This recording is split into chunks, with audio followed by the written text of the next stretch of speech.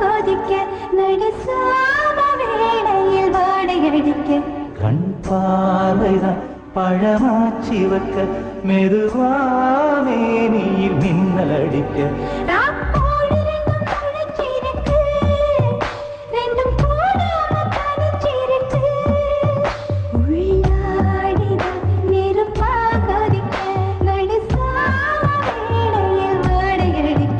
கண் பார்வைதான் பழமாச்சி வைக்க மெதுவா